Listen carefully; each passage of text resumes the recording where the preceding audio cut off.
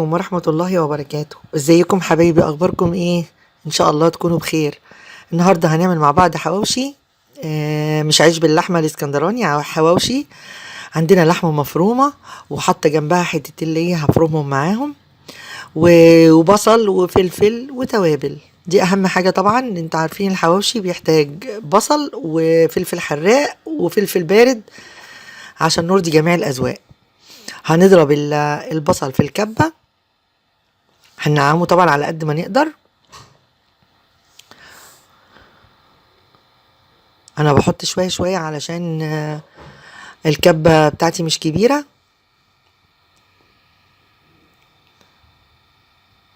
ومجهزه طبعا العيش. احنا بنعمله في عيش بلدي، اللي هو اللي بالرده، طبعا مختلف عن بتاع اسكندريه. هم اسكندريه بنعمل عجينه ونحط فيها اللحمه ونقفلها ويبقى الاتنين بيتخبزوا سوا يعني.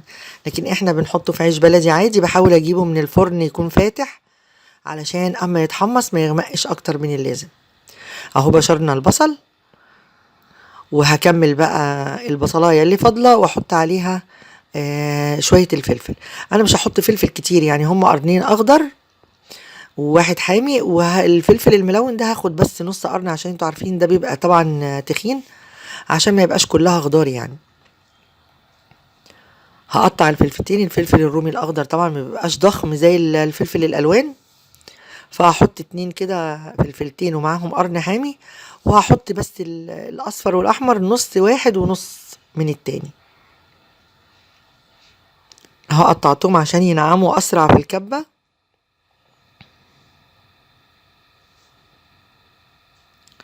ومحضره طبعا التوابل. التوابل بقى طبعا اللي تحبيها، في توابل الحواوشي اللي هي الجاهزه، بس انا الصراحه ما بجيبهاش.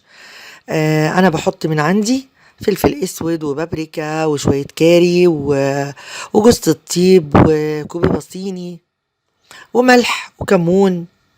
حطي من عندك التوابل ايه اللي تحبيها. اهو شايفين انا خدت بس نص القرن من ده ونص ده.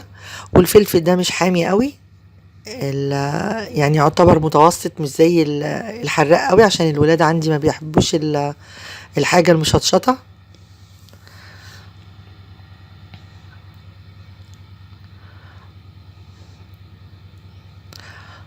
كده فرمتهم وهم نعموا. هاخد منهم شوية احطهم على البصل اللي انا فرماه قبل كده، وهسيب حبة في الكبة احط عليهم نص اللحمة. مش هفرم اللحمة كلها عشان ما تبقاش ناعمة جدا، هسيب حبة فيها يبقى كده خشنة.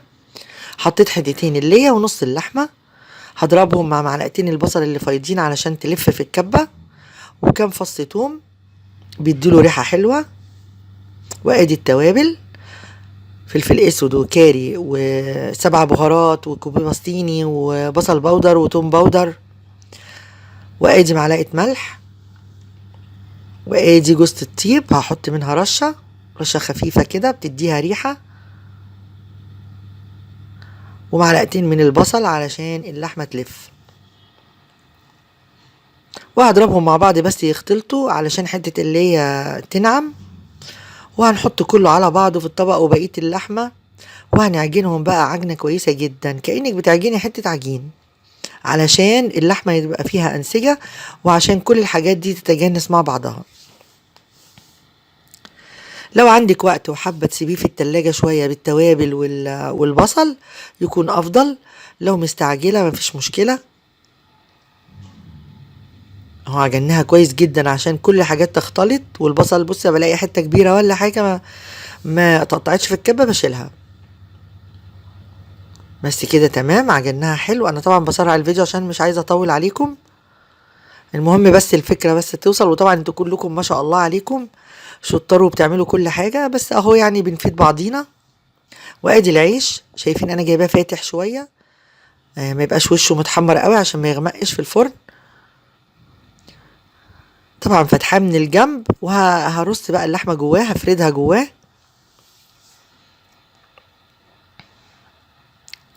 مش عايزين نخلي اللحمة طبقة تخينة قوي علشان ما تبقاش نية.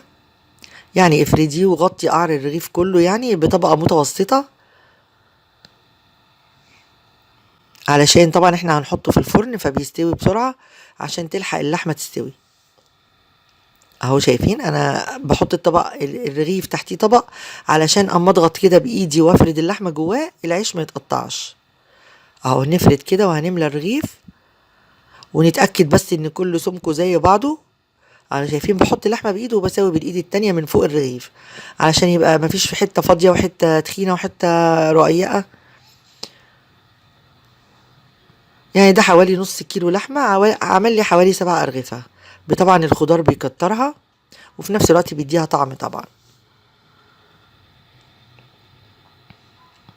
انا طبعا الحواوشي طبعا ال7 أرغفة مش هيعملوا حاجة طبعا، بس انا عاملة في نفس اليوم بيتزا للي ما بياكلش الحواوشي، عاملة له بيتزا. فعلشان كده عاملة على قد نص الولاد حواوشي والنص التاني بيتزا. بس ما رضيتش احط طبعا الاتنين في فيديو واحد لان انا عملت البيتزا قبل كده على القناة.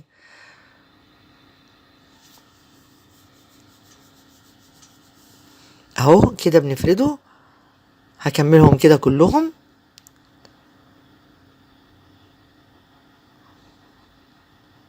خلاص كده انا خلصتهم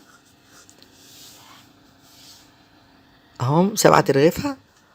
فهجيب بقى دلوقتي عندي بولة صغيرة حاطة فيها شوية زيت نباتي سواء ذرة أو دوار الشمس أي حاجة، وعليهم معلقتين سمنة ومسيحاهم. وهدهن بقى ايه الرغيف من فوق ومن تحت بالفرشة كده علشان ده اللي هيخليه يحمر ويلمع. اهو من ظهره ومن وشه هدهنهم كلهم واحد واحد وارصهم على بعض. وطبعا انا كده ولعت الفرن عشان تسخن. عقبال ما ادهن العيش واحطه في الصاجات تكون الفرن سخنت، بدخله على الشبكة في وسط الفرن.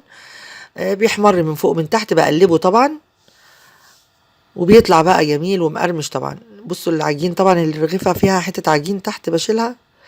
انا ساعات بخبز له عيش مخصوص والله عندي في البيت، بس اما بيكونش عندي وقت بعمله في العيش اللي بيتباع في الفرن. ادي الصاج هدهنه مسحة زيت برضو وهرص العيش وادخلهم الفرن.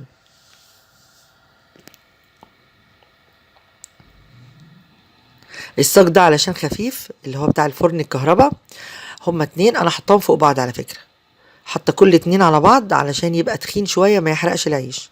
ودهناه دهنة زيت خفيفة ودخلته الفرن.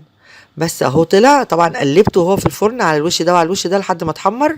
ولادي بيحبوه مقرمش بقى كده وجميل. طبعا ده طعمه مختلف عن الحواوشي الاسكندراني التاني، بيبقى طري زي ما يكون زي الفطير كده.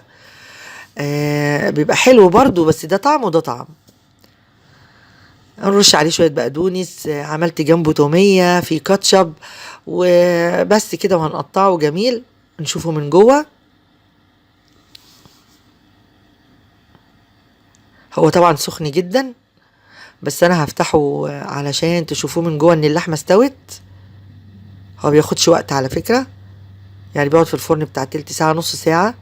اهو شايفين الدخان طالع منه ازاي، هو لسه سخن مولع. اللحمة استوت اهي ولونها باين طبعا ان هي استوت. بس كده هنقطعه ونقدم معاه بقى التومية.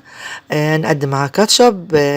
لو حد حابب يحمر جنبه بطاطس شيبسي او بطاطس صوابع، وبألف هنا وشفا. سريع وبسيط وبيتعمل بسرعة وممكن تعمليه بسرعة كده للولاد. يا رب الفيديو يعجبكم ويكون خفيف عليكم، وألف هنا وشفا. ولو عجبكم الفيديو شير ولايك وسبسكرايب لمطبخ حورية، والسلام عليكم ورحمة الله وبركاته.